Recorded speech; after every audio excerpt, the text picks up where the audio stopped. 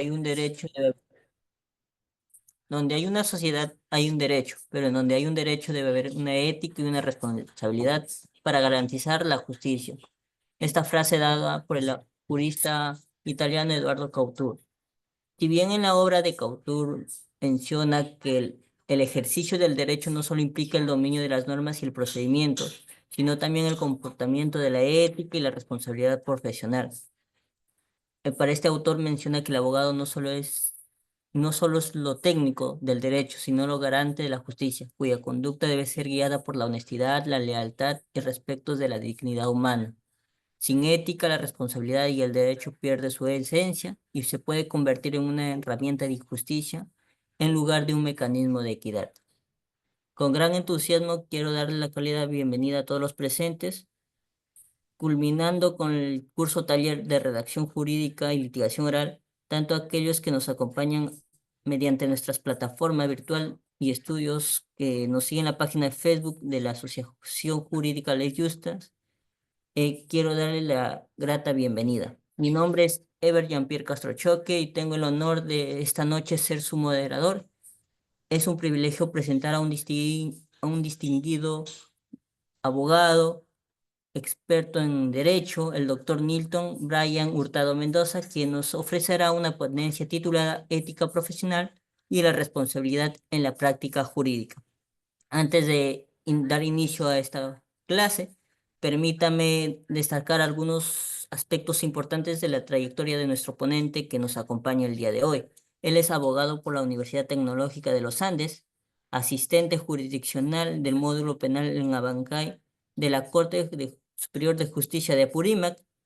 Maes- Cuenta con maestría en la docencia universitaria por la Universidad Tecnológica de los Andes y es presidente del Centro de Estudios Escuela de Juristas. Asimismo, es miembro del Círculo de Litigación Oral Lex Ex Vita y es un privilegio contar con la presencia de usted, doctor Nilton Bryan Hurtado Mendoza. En nombre de nuestra Asociación Jurídica Lex Justa y de toda nuestra directiva, le damos una cálida y cordial bienvenida. Doctor, le cedo el uso de la palabra ante esta sala. Muy buenas noches con todos los presentes. Agradecer la invitación y bueno, siempre predispuesto en esta noche se me ha encomendado el tema de ética profesional y responsabilidad jurídica, ¿no? Bueno, saludar a todos y esperando a que puedan participar en tanto tengan alguna duda o consulta. Este tema es un poco más práctico, es más sociable. No necesitamos estar en un nivel académico de derecho avanzado para entenderlo. Y bueno, para iniciar voy a pedir a la comisión que proyecte por favor las diapositivas que he preparado.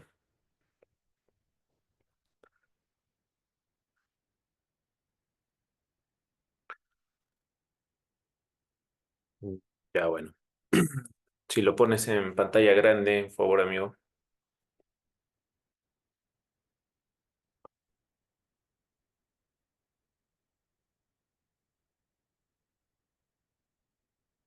Ok.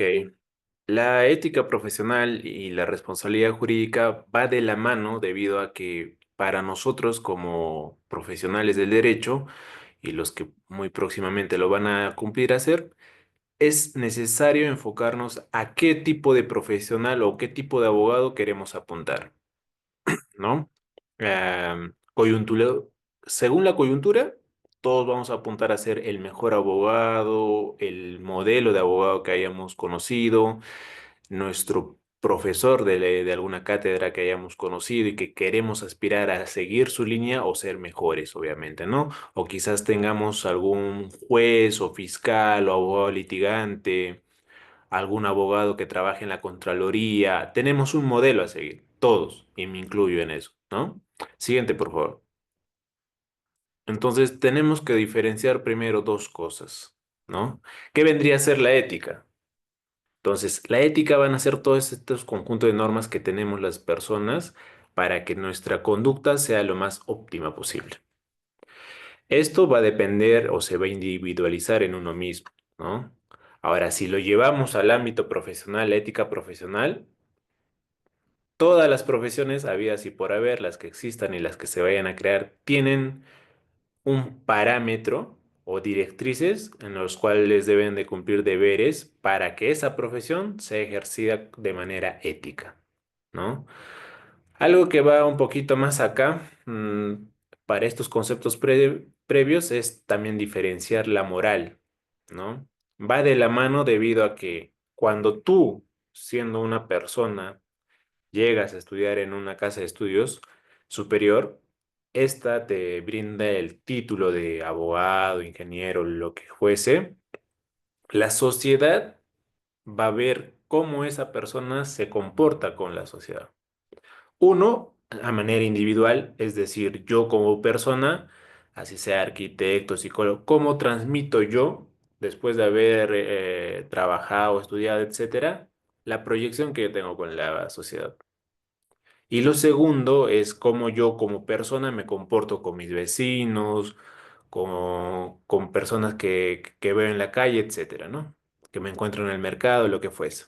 Eso va de la mano en la moral. Entonces, la moral va a ser, tiene que ver relacionado con esto debido a que la sociedad va a ser quien va a juzgar si esa persona se comporta de manera ética y si esa persona se comporta de manera ética, esa persona siendo un abogado hace las cosas correctas. Es decir, si nosotros vivimos en una residencia o en un barrio, existen normas, existen juntas directivas en donde que la sociedad, en este caso, todos los vecinos de tu barrio o de tu condominio van a ver que tú, al ser un profesional de derecho, te involucras, asesoras, integras tus conocimientos profesionales a ese pequeño grupo humano, ¿no?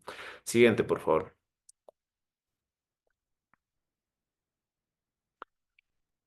La ética, para hablar de la ética a nivel de la abogacía, ¿cuáles son las conductas apropiadas que deben tener?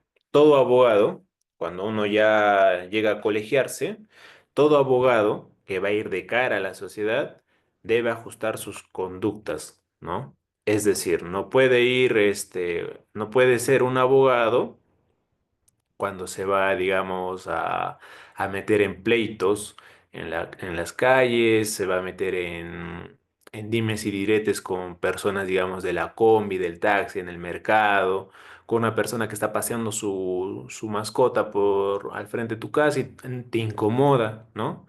Estas normas deben estar ajustadas a esta conducta, ¿no? Son ineludibles debido a que tú como abogado dentro de tu casa de estudios te forman con ciertos valores y principios que deberías tener, ¿no? Y estas se van a regular a través de tu actuación, ¿no? Ahora, ¿con qué propósito? Al nosotros vestirnos por lo general con un saco y una corbata, ¿no? Enaltecemos y dignificamos la profesión. ¿Por qué?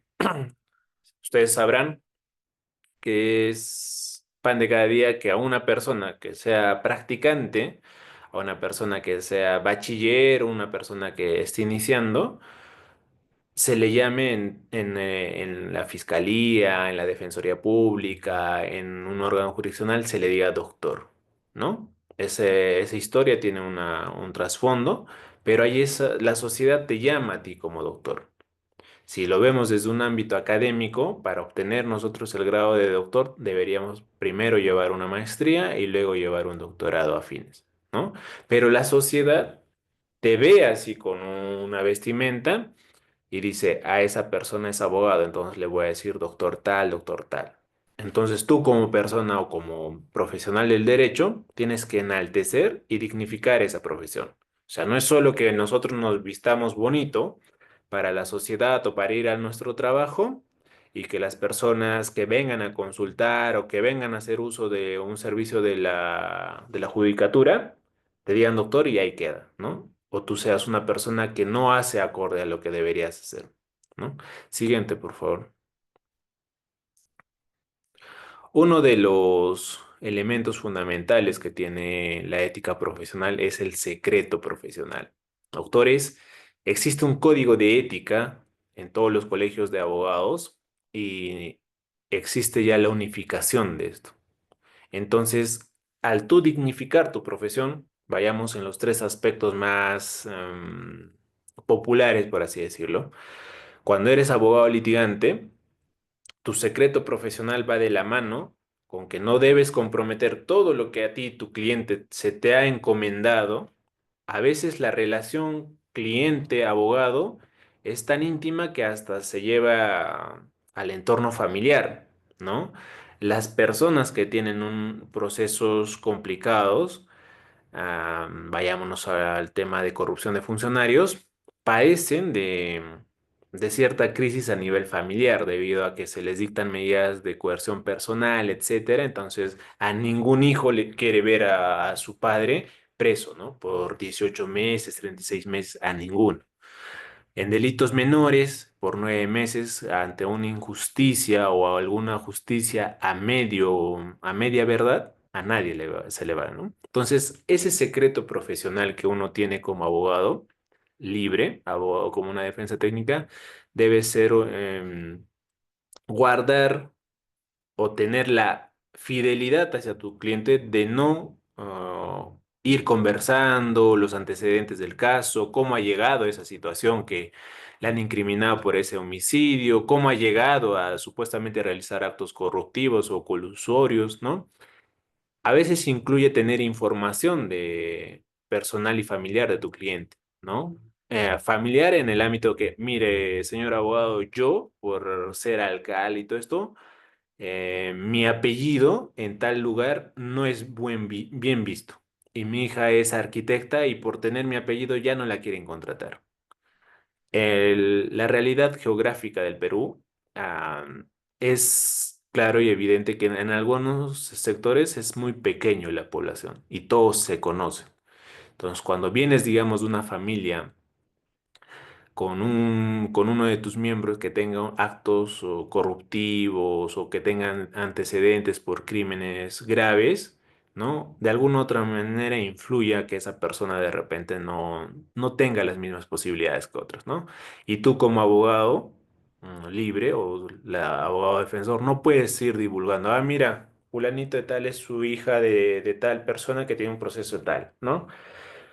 Y, por ejemplo, cuando eres fiscal, mm, el secreto profesional que tienes ante un caso de envergadura, por ejemplo, si hablamos de chantaje sexual o acoso, ¿no?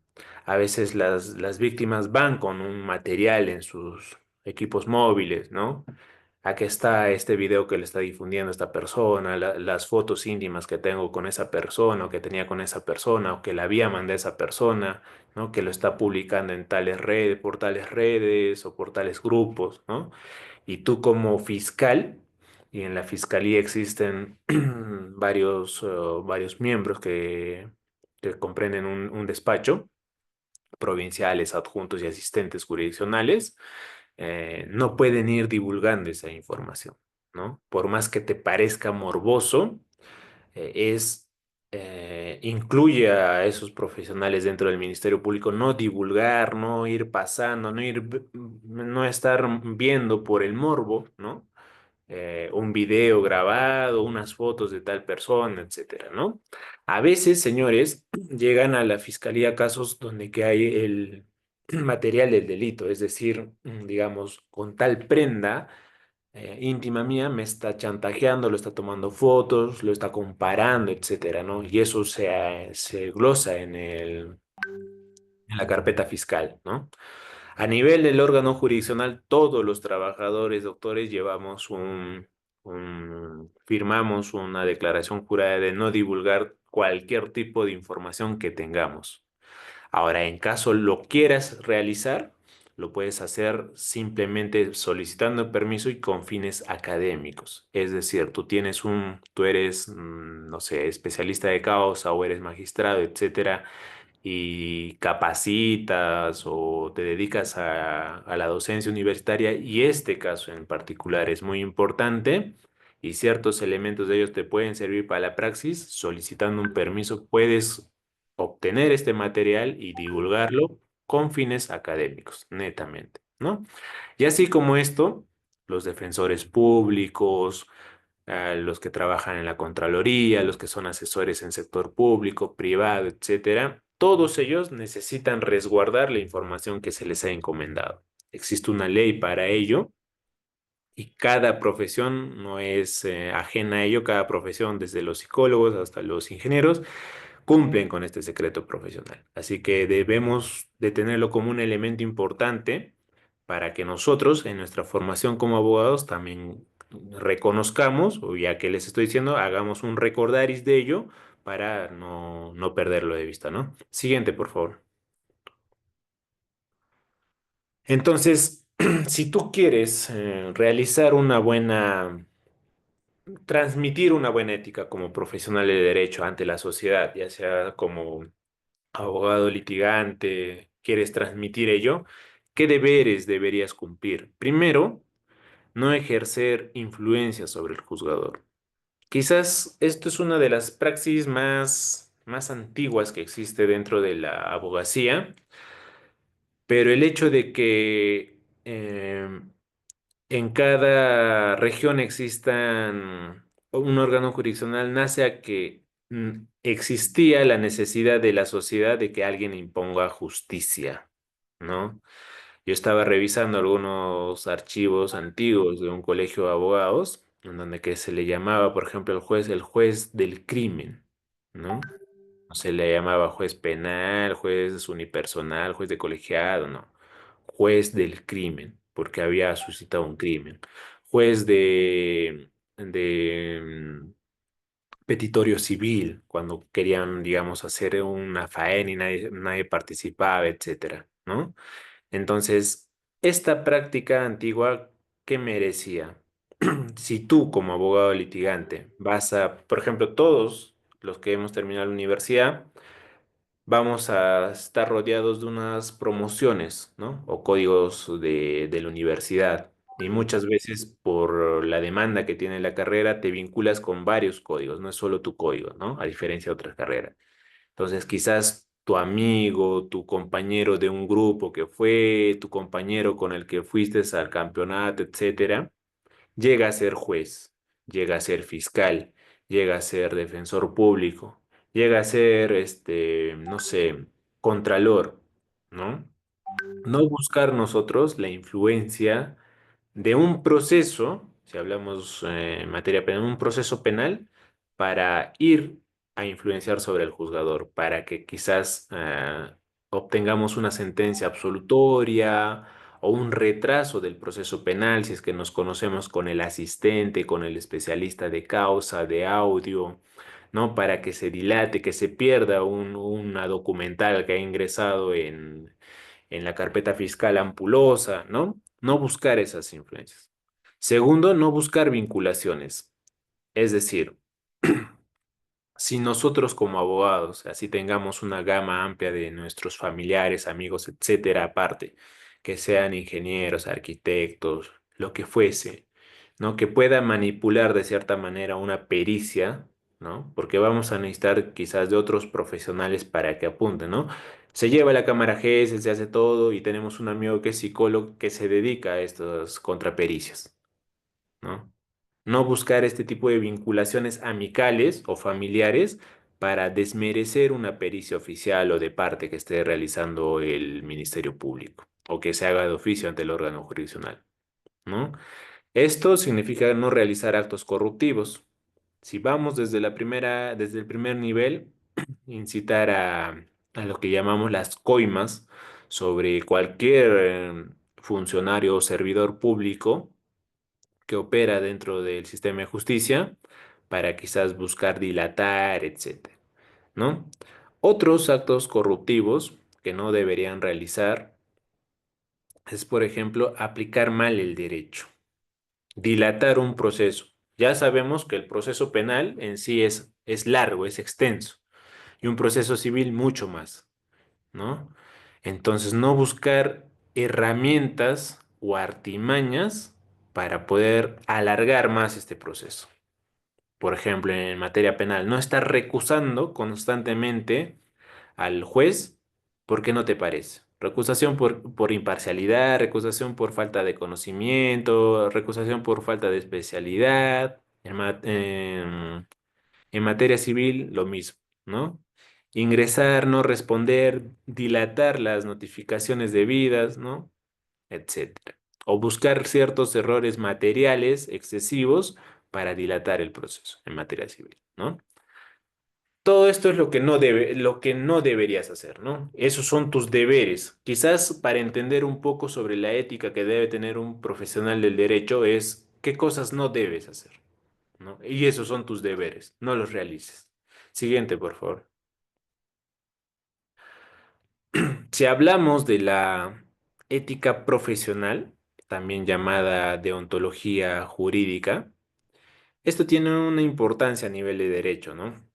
Primero, nosotros asumimos un rol importante en un escenario jurídico. Al nosotros presentarnos, a personarnos a un proceso penal, civil, laboral, etcétera, ya estamos jugando un rol importante. Estás jugando la representación de una persona, un imputado, una víctima, un demandante, un demandado, ¿no? Un empleador, un empleado, etcétera. Y esto garantiza que tú brindes la información adecuada porque vas a actuar como un asesor de esta persona que no conoce el derecho. Hay muchos abogados o muchos profesionales del derecho que toman los servicios de otro abogado, ¿no? Pese a que él pueda conocer un poco, mucho de ese tema, pero necesita la asesoría de otro. Entonces, tu rol garantiza que esta información que tú le brindes sea de calidad, ¿no? ¿Cómo se va a representar al derecho o al principio rector del derecho de defensa? ¿No? Si nosotros como abogados ah, vemos, ¿no? A alguien de la sala, por ejemplo, Alberto, ¿no? Alberto es abogado, penalista y va a asumir uno de sus tantos procesos. Le llega un cliente, supuestamente por robo, etcétera, cualquier delito que fuese. Y él lo va a representar. Pero si él no conoce este tipo penal, nunca lo ha visto, ¿no? Lo primero es indicar, mira, ¿sabes qué? Es mi primer caso sobre un delito contra el patrimonio. Nunca lo he tocado, pero voy a hacer todo lo posible para brindarte la mejor información. Y ya dependerá de Alberto capacitarse, leer jurisprudencia, comprarse ese rato libros, leer, quemar pestañas de noche, estudiar el caso, mimetizarse con el caso para brindarle un asesoramiento eficaz. En tanto no lo cumplas, y esto va a una crítica para, me imagino pasa en varias ciudades. Ustedes ven estudios jurídicos, estados jurídicos, corporativos, que ya los ponen, creo. Em, Juanito y asociados, especialistas en derecho penal, derecho penal económico, familia civil, laboral, contratos internacional y registros públicos y un listado extenso. Yo les pregunto acá a muchos que ya deben estar en la tercera, cuarto ciclo de la carrera de derecho. ¿Existe especialidades dentro del derecho? ¿Usted cree que una persona con dos, tres miembros sean especialistas en tantas ramas del derecho? Garantiza, digamos, qué importancia tiene hasta nosotros como abogados, al ser abogados libres, nuestro eslogan sea un eslogan que cumpla con la verdad, ¿no? Van a ver ustedes y cuando pasen en su letrero dice, ¿no? Desde el derecho A hasta el derecho Z. Y son especialistas, ¿no? Muchas veces no se cumple, queridos colegas, debido a que el derecho por sí tiene varias especialidades. Y cada especialidad tiene subespecialidades. Conocer el derecho, yo ya voy muchos años con el derecho y cada día veo algo nuevo. Cada día la jurisprudencia saca algo nuevo. Cada día un autor llama a otro autor que menciona información nueva todos los días. La capacitación constante. Yo no puedo decir a estas alturas y ni el día que llegue a ser juez, lo que fuese, no voy a poder llegar a decir que sé todo del derecho. Y una persona que se presenta así como el dominante en derecho civil, comercial, reales, familia, hasta el derecho civil tiene muchos libros, ¿no? Y estas subespecialidades se van modificando, se van cambiando, van mutando. Entonces, no podemos nosotros presentarnos ante un cliente indicando que conocemos de la A a la Z, ¿no? Y eso es importante porque cuando llegues al órgano jurisdiccional, si es que un juez es minucioso, va a advertir ello, ¿no? Y muchas veces cuando son procesos largos, los abogados que indican, ¿no? Atacan eso de un fiscal, atacan eso de un juez. Él es juez, pero su maestría es en civil. ¿Qué hace acá en penal? Él es juez, toda su vida ha visto un juez, un juzgado civil y ahora está en un juzgado de investigación preparatoria, penal. Señores, no es correcto ello, ¿no? O esta persona ha sido toda su vida este secretario relator y ahora está asumiendo como juez de garantías en un juzgado unipersonal, en un juzgado colegiado. ¿Me entienden? Entonces, tanto todos los sujetos que participan en un acto de audiencia pueden advertir ello. Y tú también como juez, como fiscal, puedes advertir ello. Mire, ¿sabes qué? Está haciendo su defensa de este caso de violación que es importante. Un abogado litigante que tiene especialidad en derecho civil en reales. Señor magistrado, advertimos que no se le va a cumplir una adecuada eficiencia de su derecho de defensa porque el abogado evidentemente no conoce, ¿no? Y se advierte ello. Hasta para llevar procesos constitucionales, el derecho constitucional es un mundo amplio, no cualquiera lo puede llevar. Allá tú como cliente que no conoces, podrías cometer el error de llevar a un, no sé, a uno que no tenga la especialidad que estás buscando a que te represente, ¿no? Pero es ético o qué importancia tiene la ética profesional de cada sujeto que participa en un acto procesal de advertir ello y no dejarlo pasar. Si tú como magistrado conoces, ¿no? Y ahí dice bien claro en su eslogan, en su membretado de su escrito, especialidad, Derecho Civil Reales.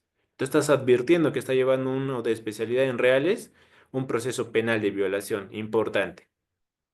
¿Se podrá hacer una adecuada defensa? No, lo adviertes, le llamas al razonamiento a la persona que está siendo patrocinada, oye, ¿sabes qué? Estoy advirtiendo esto, en tu caso, voy a reprogramar este acto procesal para que tú veas si continúas o no. Lo mínimo que podría hacer, ¿no? Y el fiscal de la misma forma. Y el abogado libre también, observar al juez y al fiscal. Siempre es bueno conocer, estudiar con quiénes vas a debatir.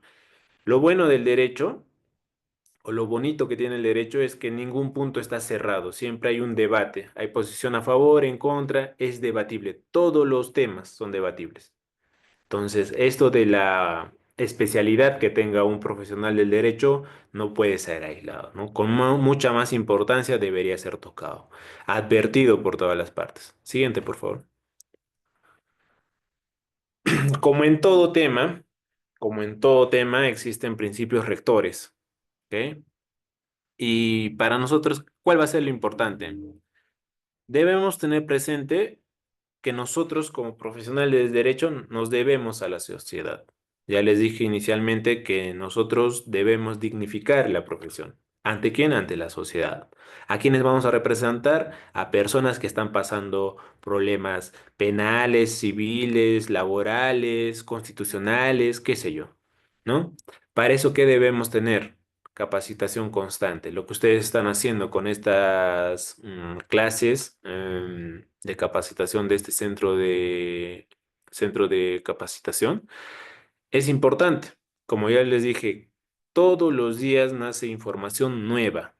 Al respecto de la ética profesional, existe desde años pasados. La más antigua que haya mencionado el Tribunal Constitucional será del 2005. La más actual será del 2022, que ha emitido quizás la Corte Suprema, el Tribunal Constitucional también del 2023, ¿no? Va mutando el derecho. Y obviamente hablar de esto es tener esa capacidad. Como nosotros, ¿cómo yo podría presentarme ante una persona que ha sido injustamente sentenciada y está cumpliendo condena? Reviso su expediente y evidentemente hay deficiencias que puedo advertir, pero ya está sentenciado. ¿Cómo lo voy a hacer eso? Simplemente si estoy capacitado. Haré una acción de revisión, etcétera, presentaré un habeas corpus correctivo, qué sé yo, ¿no? Tengo que estar capacitado, sino, ¿qué le diría? ¿Qué fundamento tendría mi posible solución o mi primera comunicación con alguien que está sufriendo quizás un daño en cualquier rama del derecho, ¿no? Tercero, nosotros como profesionales del derecho tenemos la independencia. Muchas veces cuando ustedes lleguen a toparse con el sector público, van a ver que muchas veces la independencia se corta y se corta por los altos mandos de esa institución. Es decir, el presidente de la Junta de Fiscales te puede indicar, sabes que este proceso se investiga porque se investiga, y tú le puedes decir, pero señor presidente, este no es delito, ¿no? Acá no se aprecia delito. Y te dicen y te dan la orden. Se formaliza porque se formaliza, tienes tantos días para hacerlo. Lamentablemente la realidad es esa. En el órgano no jurisdiccional, también de la misma forma, ¿no? Pero nosotros debemos tener la independencia y saber luchar contra eso. Primero va lo que te puede indicar, sí, si estás sometido bajo esa persona o debes a algo a esa persona, pero si no, también existen otros mecanismos, ¿no? Tu propio órgano de control, tus propias instancias a las que puedes acudir recuerden esto, fundamentando de manera adecuada, ¿no? No solo porque te diga. Siguiente, por favor.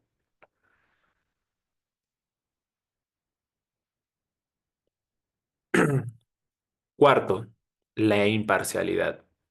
Así tú trabajes en cualquiera de los tres aspectos, en un órgano jurisdiccional, en un ministerio público, o seas un abogado libre, tu imparcialidad va a ser una característica. Es decir, ojo, doctores, como abogados litigantes, lo que está pasando comúnmente es jalar agua para tu molino. Y eso está mal. No puedes interpretar una norma a favor tuyo porque va a favorecer a tu cliente. O no puedes ser, digamos, un congresista y querer promulgar una ley que te va a favorecer en tus procesos que estás teniendo de investigación o ya formalizados, qué sé yo. ¿Me entiendes? Todos estos puntos es uno de los principios más importantes, ser imparcial. Si eres fiscal, no puedes ir porque tienes esa facultad de investigar, e ir y quizás de cierta o alguna forma hostigar a una persona, investigarle supuestamente por lavado de activos, enriquecimiento ilícito, etcétera, porque no te cae. Y tú como órgano jurisdiccional, como juez, no puedes ir en contra de alguien o a favor de alguien, en contra de alguien porque no te cae, porque has tenido una rencilla anteriormente, una rencilla en tu barrio, en un restaurante, manejando en la calle te ha insultado, ¿no? O no puedes ir a favor de alguien porque es tu familiar, porque es tu amigo, porque es tu ahijado, tu sobrino, lo que fuese, ¿no? Quinto, la prudencia. Cuando tú manejas bien la imparcialidad, vas a ser prudente al dar a la otra parte información relevante, importante. No irte con todo lo que tú tienes guardado, ¿no? Saber que esa persona está invocando las normas erradamente y tú conoces la información o has obtenido, no sé, un expediente anterior en el cual se ha trabajado de distinta manera, has encontrado el punto débil del proceso, etcétera, no puedes ir adelantándote. Hay que ser prudentes y manejar la información. ¿Por qué? Así tú trabajas como abogado defensor, fiscal o órgano jurisdiccional, tú vas a dar información de qué se está pasando. Anteriormente les dije que el órgano jurisdiccional también ve qué es lo que va a pasar con este proceso. Si cae, si es que yo lo declaro fundado una tutela, y esta tutela es importante para el proceso, es el único que está sosteniendo su teoría del caso del fiscal y se cae el caso. Entonces, por querer hacer un criterio independiente, imparcial tuyo como juez, no puedes ir contra un proceso. ¿no? Tiene que estar fundamentado. Y cuando tú eres fiscal, de la misma forma, ¿no? Tienes que ser prudente al tener toda la información acusatoria o los elementos probatorios que acusan a esa persona debidamente ordenados, debidamente catalogados, ¿no? Tenerlo en orden, ¿no? En original. Otro punto sería el decoro, ¿no? La ética de un abogado, es importante la característica que respetes a la otra persona, ¿no? El respeto a todos los sujetos procesales que participan del acto procesal, comenzando desde el policía. Hace en la mañana vi, creo, una noticia, enfrentamiento, un altercado entre un policía y un abogado, porque un fiscal. El fiscal quería ir adelante del patrullero y el policía le dijo que no, que se suba atrás. O sea, no nos vamos a estar peleando, señores, por ir adelante, por ir atrás, ¿no? El patrullero es de otra institución y no dice en ningún momento que tú vayas en tal sitio. Simplemente que tenga las condiciones adecuadas para que te puedas transportar, ¿no? No podemos ir nosotros como profesionales del derecho, y muchas universidades tienen, son 6 años los estudios, yendo atacando quizás los estudios de otra persona, ¿no? Atacar contra su dignidad, su independencia de otro profesional, así sea lo que fuese, siempre hay que respetar, ser responsables con eso. Siguiente, por favor. Otro de los principios es la honestidad. Claramente, este es uno de los principios más importantes, debido a que desde cualquier rol que tú juegues, si no eres honesto, el proceso no va bien. Y lo que uno quiere de cara a la sociedad es emitir una sentencia, o que se emita una sentencia con total transparencia y honesto a la realidad que ha suscitado, ¿no? Muchas veces existen cámaras y todo ello, y vemos que la sentencia no va acorde, pese a que hay todos los elementos periféricos que corroboran lo que se ha denunciado, y muchas veces existen todos esos elementos y no se da una sentencia adecuada, ¿no? Y cuando tú eres fiscal, quizás has manipulado una información, el informe de medicina legal has hablado con el médico legista y has dicho que lo ponga tanto por tanto para que el caso proceda, para que el caso sea un poco más grave o para que sea leve y se absuelva o se archive ese proceso, etcétera. O lo derives a un juzgado de paz letrado porque no, para ti no se consideró agresión contra las mujeres, simplemente lesiones dolosas, y tú lo quieres mandar a un juzgado de paz letrado. ¿Me entienden? Y la honestidad como un abogado, libre, es mucho más importante, porque puedes jugar a favor tuyo muchas cosas, pero no acorde al derecho. Y muchas veces se confunde. Y acá les voy a hablar de algo muy importante. En todas las ciudades que ustedes se encuentran, van a encontrar abogados libres que se dedican, digamos, al patrocinio de ciertos clientes. Clientes del narcotráfico, clientes de corrupción de funcionarios, solo clientes de violación, ¿no? Etcétera. Y ustedes se dirán, no, pero es que a él le toca eso. No, señores. Ellos escogen al cliente. El abogado debería hacer que esa noción que tenemos, ¿no? Uno va a ser la defensa de cualquier persona, de cualquier tipo de proceso. Y estoy preparado para eso, pero por lo general se ve que se enfocan en cierto tipo de clientes. Ahora, ¿qué confianza te va a dar esa persona? ¿Qué respeto va a generar ante la sociedad cuando esa persona que ha defendido, digamos, a, a personas del narcotráfico se vaya y enseñe en una universidad, ¿no? Que te dicte un curso que sea de delitos contra el patrimonio, temas así, ¿no? Entonces, la honestidad viene de uno mismo en cualquiera de los aspectos o directrices que tenga el derecho para lo que tú vayas a transmitir, porque lamentablemente la sociedad te va a juzgar a raíz de eso, ¿no? No, si yo le defendía al señor por el tema de violación porque era inocente, y al final resulta culpable y existen más pruebas y más testimoniales, etcétera. ¿Me entienden? Uno tiene que ser honesto consigo mismo.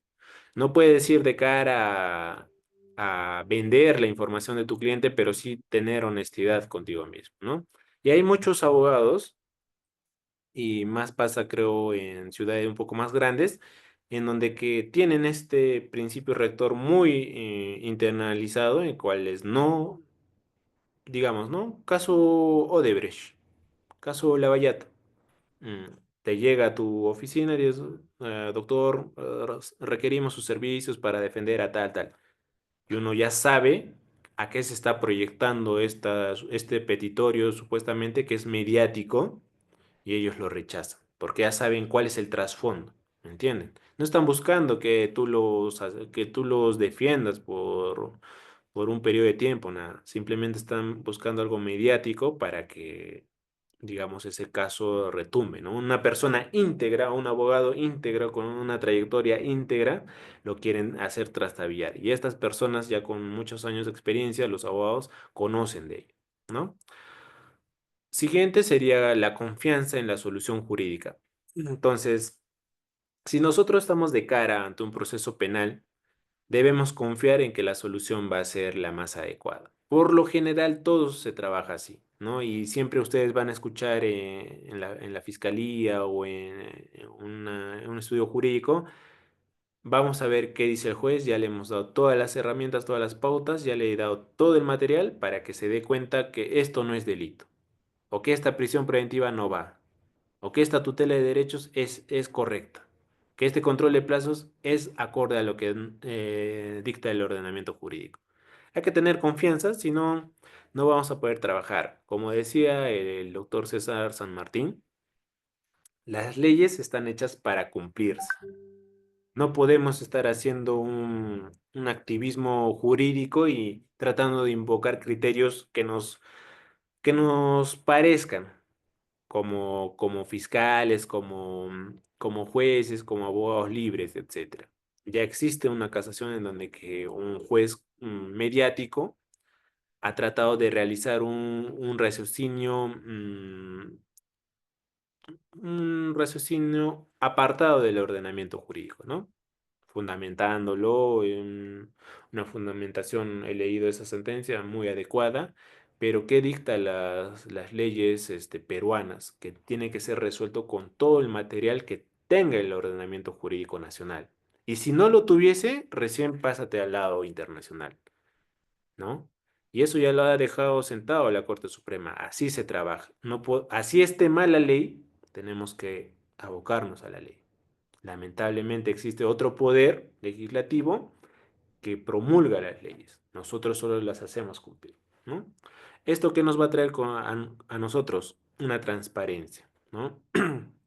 Muchos desde el año 2023 se vienen realizando modificatorias que han cambiado drásticamente el derecho procesal penal, ¿no? Y si tú no te estás ciñendo a lo que dice las modificatorias o a lo que va avanzando las nuevas modificatorias, no vas a poder hacer una adecuada interpretación de la norma, ¿no? Es decir, antes, por ejemplo, en delitos contra la vida, el cuerpo, la salud, agresión en contra de la mujer integrante del grupo familiar, indicaba la ley que la sentencia debería cumplir con ciertos parámetros. Y te lo decía textualmente, ¿no? La sentencia debe contener lo siguiente, punto, tal, tal, tal, tal, tal. No te decía podría contener, te obligaba a que tus sentencias tengan ese contenido en la parte resolutiva. Y no lo hacían, ¿no? Por desconocimiento, etcétera. Y debería haberse hecho. Pero imagínense cuántos procesos de este tipo penal, el 122B, se han realizado que no estaban acorde al derecho, ¿no? Entonces, este órgano jurisdiccional fallaba porque nadie le controlaba, no existía un control sobre estos jueces y no tienes la transparencia de decir, o sea, tú como víctima, por ejemplo, lees, dice, oye, mi sentencia debería tener esto. Y acá tú lo lees y no lo tiene. Y es de dos, tres páginas. Más tiene marco normativo y no tiene lo que debería. ¿Me entienden? No estaríamos de cara a eso. Y es uno de los factores importantes que cada institución y en el caso de los estudios jurídicos, la transparencia a través de los casos resueltos, ¿no? Casos resueltos son, acorde al derecho. En verdad se ha cometido injusticia por tal razón, listo. Pero no poner, por ejemplo, la sala lo declaró nulo, la prisión preventiva, porque obviamente no se había respetado o faltaba un elemento de convicción importante, ¿no? O lo declaró nulo la sala. Y tú das a conocer a tus clientes, ah, no, lo han revocado. No, señor, solo se ha vuelto a llevar un nuevo juicio porque lo han llevado mal o no era el juez competente, ¿no? Solo por eso se ha declarado nulo, no porque no sea delito. ¿Me entienden? O sea, el abogado litigante también tiene un principio rector de transparencia hacia sus clientes, ¿no? Y no porque esas personas no conocen del derecho, ir y decirle cualquier cosa, ¿no? Siguiente, por favor. Ahora, hablando del otro aspecto de esta ponencia, que es la responsabilidad jurídica, ¿qué consecuencias tiene no actuar acorde a lo que te han preparado? ¿No? Ah, las consecuencias podrían ser desde el desmerecimiento de tu cargo, ¿no? Porque muchos de los cargos son cargos de confianza, llamados, ¿no? Segundo, que la aplicación del derecho esté mal. Tercero, que se declare nulo un juicio que ha durado 4 o 5 meses, ¿no? Y eso estoy siendo generoso. Mm, una interpretación inadecuada, el cual favorece a un abogado litigante que pueda presentar diferente tipo de habeas corpus dentro de un solo proceso. Y dentro de un órgano jurisdiccional existe una sanción ética judicial, ¿no? Cuando advierten que tú como funcionario público, ya sea fiscal o juez, has cometido errores de interpretación y has actuado de mala fe a sabiendas que el tipo penal decía, el que mata a otro será merecedor de pena de tanto, y tú te has ido y te has apartado de ello, conociendo y sabiendo, se te abre una sanción, ¿no? Se te abre un proceso, se te investiga, se te escucha con un escrito por qué has realizado ello. Por lo general se llega a encontrar que son actos corruptivos y se realiza un proceso de responsabilidad, ¿no? Por lo general el código de ética también actúa sobre los abogados litigantes, pero a nivel del sector público, de alguna institución pública. Existe la amonestación o existe la suspensión o lo que está pasando últimamente con los trabajadores, ¿no? Del sector público, que los destituyen. Los destituyen porque forman parte tanto del proceso, ¿no? Como abogados y forman parte del órgano jurisdiccional, ¿no? Y cometen el error de ingresar escritos a sabiendas que existe esa falencia, ¿no? A nivel de fiscalía, cuando no realizan una investigación adecuada y un proceso que tiene un delito grave en sus manos, llega a caerse, ¿no? Llega a no investigarse, a sobreseerse por el tiempo extralimitado, ¿no? Siguiente, por favor. Miren, he traído a colación mm, dos jurisprudencias que me parecen importantes para este tema y les voy a explicar por qué. El primero es la Casación 23-21-2023 de Amazonas, el cual se estaba debatiendo hace poco, ¿no? ¿Existe o no existe el derecho a mentir? Bueno, señores, no existe ese derecho a mentir del imputado, ¿no? Simplemente al que no debes autoincriminarte. El fiscal debe investigar y tú, así seas culpable, debes tratar de evidenciar que lo has hecho por ciertas razones o que no lo has hecho. O que existe un elemento, un testigo, y si es que no existe ese testigo, no se te podría declarar porque es el único que ha informado. Y el testigo se fue, no está, no aparece, no quiere ir, etcétera.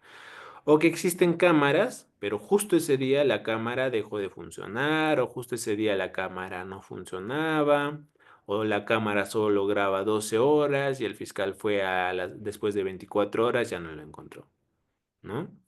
Esto radica más de la mano de la defensa privada, ¿no? De un abogado litigante, ¿no? El hecho de que tú, en tu asesoramiento, y eso es una artimaña, ¿no? Que tiene el abogado litigante, es una cualidad, diría yo, ¿no? El de cual capacitas a tu patrocinado para que diga o no diga ciertas cosas, tu testigo hable, ¿no? Que es bueno, ¿no? Que es bueno. Pero cuando esta persona que está siendo investigada, que es un imputado, llega ante el órgano jurisdiccional, no existe el derecho a mentir, ¿ok?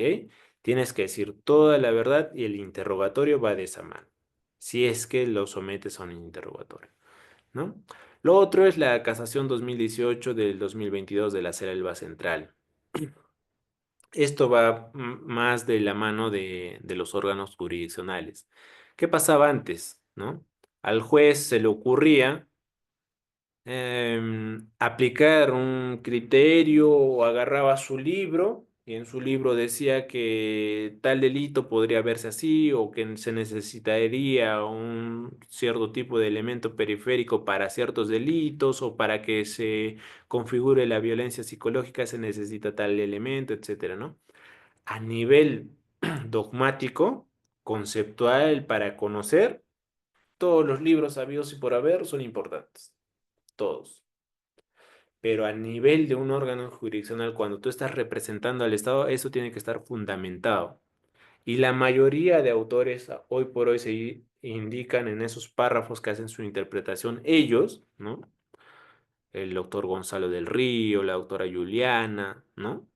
Dice, ¿no? Yo creo, o a mi parecer, o en lo que yo he estudiado en tal sitio, me han brindado información y se debería hacer de esta forma. Ahí lo dice muy claro, ¿no?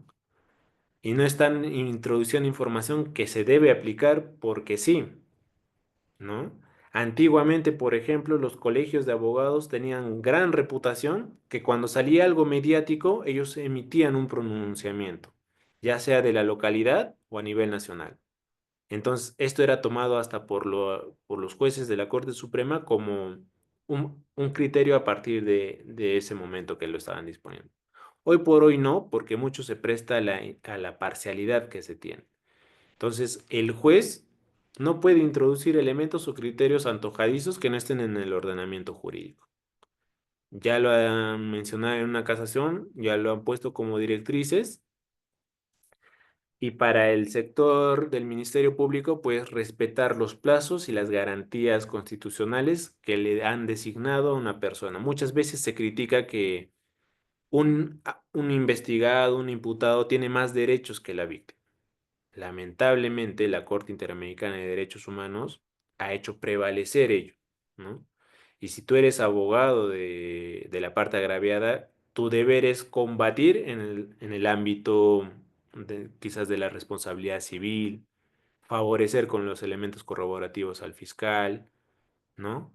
Tienes otra labor, ¿no? Pero nosotros, digamos, como fiscal, también tienes que respetar a esta persona que está siendo investigada, ¿no? Controlarle sus plazos, ¿no? Y poco a poco la jurisprudencia nacional está dando las pautas ya un poco más puntuales, ya no como antes, que era un poco ambiguo, abierto, y el cual le permitía al juez introducir, ¿no? Quizás criterios de él que le habían enseñado, que en su maestría le habían dicho, que un autor había escuchado de tal o en la ponencia había dicho tal cosa, etcétera, ¿no? Pero ahora tiene que ser toda información que recepciones fundamentado, lo investigas.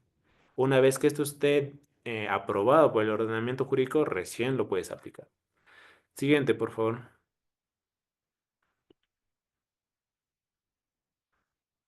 Ahora entonces, ¿cuál sería la clave, la pastillita? ¿Cómo ejercer una buena ética o una buena profesión de manera ética? ¿No? Doctor, esto comienza desde las aulas universitarias, ¿ok? Mm, tener buenos profesores de universidad, como nos están formando, implica que nosotros queremos aspirar a ser lo que ellos fueron o más. lo que ellos me transmiten o más.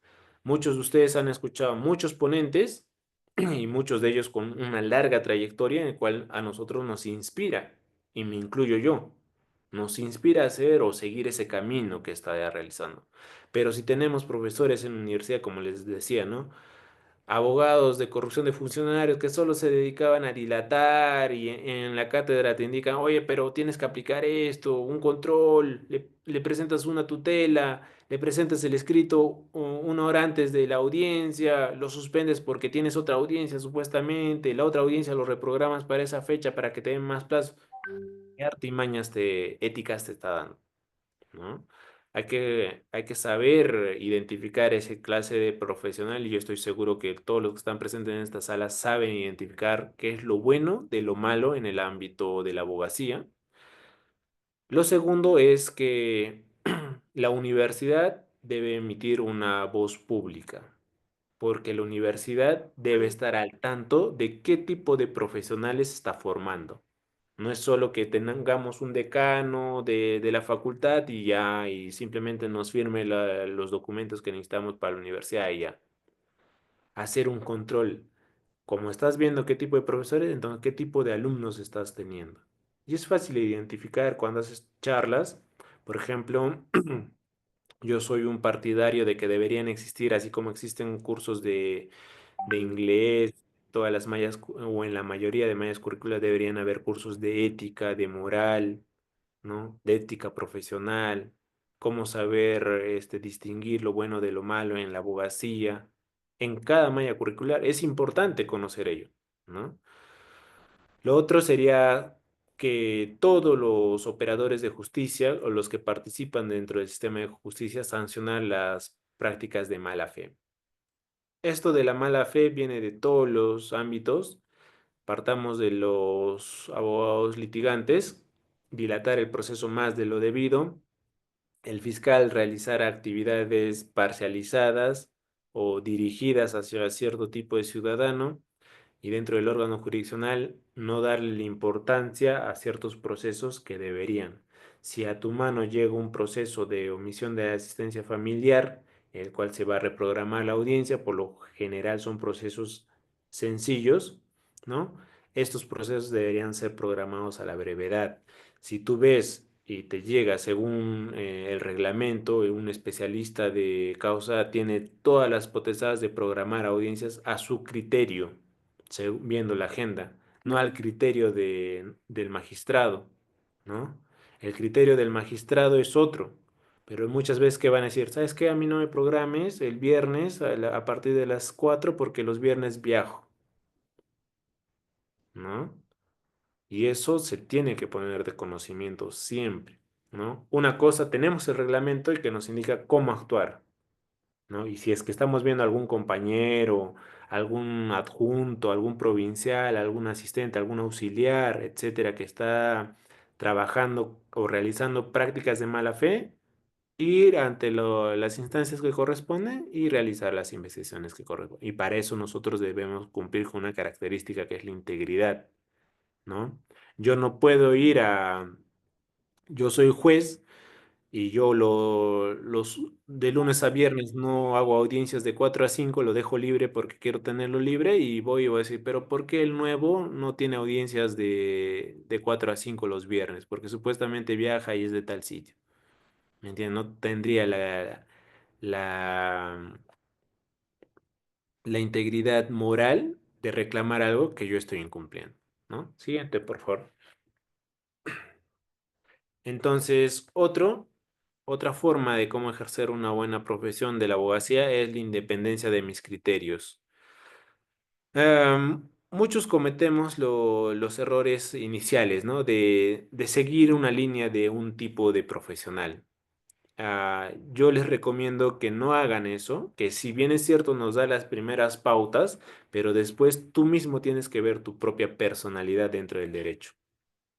Muchos, que trabajan con un estudio de abogados llegan a obtener hasta las señas, la parada, los comportamientos que tiene su abogado del estudio jurídico ¿no? La voz, la entonación de voz, etcétera, el criterio que tiene, digamos, un poco más abierto, más filosofal, ¿no? Y llegan a adquirir ello y se quedan con eso. Pero yo lo que les recomiendo es que una vez que tú tengas ese modelo y puedes llegar a tener, digamos, te gusta cómo habla y le copias la voz, te gusta cómo se expresa, cómo se para, etcétera, cómo se viste por último, pero tú también trates de buscar tu propia personalidad. ¿Y esto cómo lo vas a encontrar? Si alguien al que tú admiras dice tal cosa y tú lo investigas y efectivamente has analizado, has leído y has invocado a otros autores, qué sé yo, a otra jurisprudencia y efectivamente va por esa línea, correcto. Pero si es un criterio que él ha llegado a obtener o ha tratado de resolver con sus propios criterios, tómalo en cuenta, pero no lo mimetices, porque si no te vas a volver en una copia de esa persona, ¿no? Muchos abogados libres tienen una cierta línea de defensa, ¿no? Ustedes van a escuchar al doctor César Nakazaki, tiene una cierta línea, su hijo, también tiene la misma línea de defensa. Ah, y más o menos los que son invocados por él nacen por eso, ¿no? Y cuando ustedes van a trabajar en una fiscalía, igualito al fiscal provincial que tú estés ayudando, vas a tratar de seguir su misma línea, sus mismas herramientas para realizar las investigaciones o para presentar los requerimientos, las disposiciones, etcétera, vas a agarrar eso. Pero lo que yo les recomiendo es siempre tener ese modelo y poco a poco irlo volviendo único, ¿no? Con tu personalidad, con tu forma de ser, con tu forma de trabajo, ¿no? Mejorarlo, perfeccionarlo, no quedarse con eso.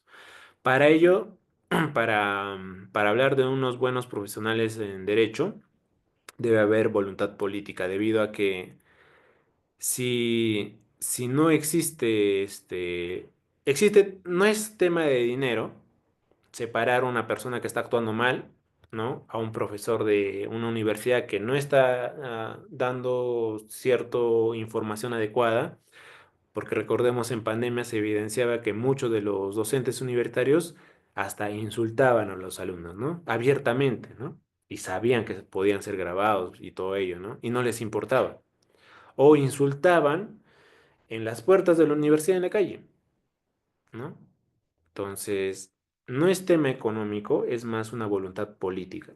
Las universidades separar a esta persona que ha sido denunciada por una alumna por acoso y tiene los chats de WhatsApp y no esconderlo en la investigación o dejarlo pasar o evidenciar que un docente ha tratado de perjudicar a un alumno poniéndole notas bajas cuando sus exámenes eran altos, ¿no?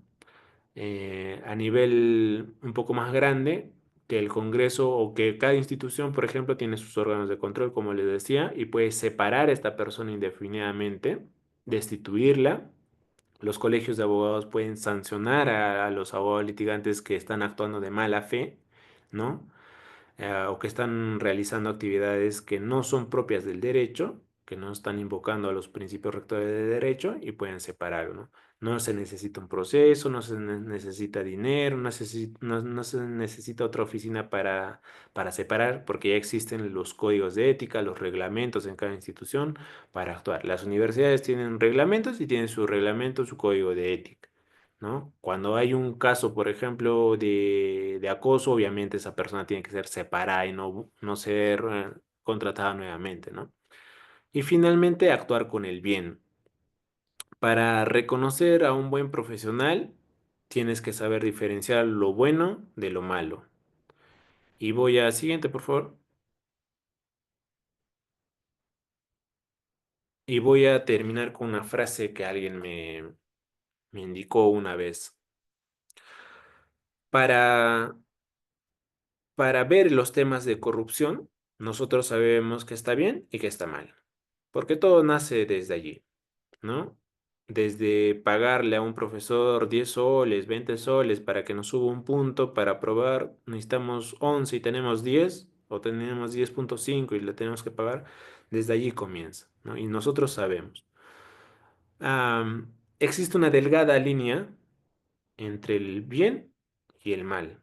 Y una vez que tú pases esa delgada línea, ya no hay vuelta atrás. Es decir, si tú comienzas en aulas universitarias a pasar o ves que tu profesor está acosando a tu compañero, a tu compañera y no haces nada, te vuelves parte de ese problema. Si tú como persona quieres ser un gran abogado, pero necesitas el favor, oye, ¿sabes qué, papá? Mi profesor es tu amigo, me voy a jalar, háblamelo, es tu responsabilidad y tú estás alimentando esos actos de corruptivos. Y una vez que tú pasas a realizar eso, ya no hay vuelta atrás, porque lo estás haciendo a nivel micro, pequeño, ¿no? Aprobar un curso, aprobar una nota, presentar un trabajo que no deberías presentar, pero el delegado es tu amigo y te lo deja pasar y hace como que ya lo has presentado anteriormente. Llegas a una institución pública y haces lo mismo, ¿no? Oye, fiscal, falta vestito, pero acá te lo estoy subsanando. Oye, juez, solo me falta vestito, acá está la foto. ¿Me entienden? Entonces ya no hay vuelta atrás. Bueno, doctores, con eso doy por finalizada la presente disertación, esperando que haya sido de su agrado. Agradecemos sinceramente, doctor Nilton Brian Hurtado Mendoza, por su valiosa exposición sobre el tema que nos ha discernido el día de hoy, sobre la ética profesional y la responsabilidad en las prácticas jurídicas. Ahora bien, abrimos el espacio para preguntas. Pueden hacerlas mediante el chat del Zoom o también utilizando la función de levantar la mano mediante esta plataforma virtual.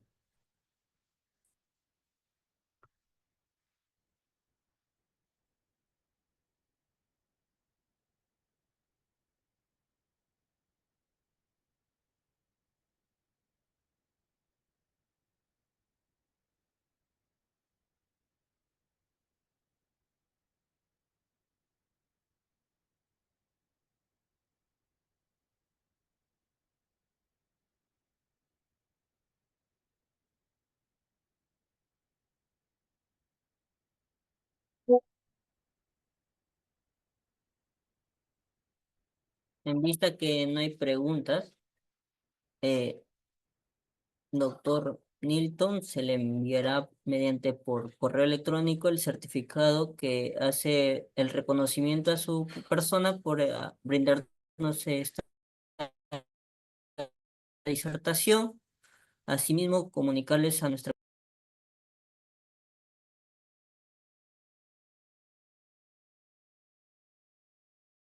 Estimada comunidad jurídica, vamos a esperar unos minutos para que nuestro amigo ya está aquí. Ya, adelante, por favor, amigo Asimismo, Jen. mencionar que tenemos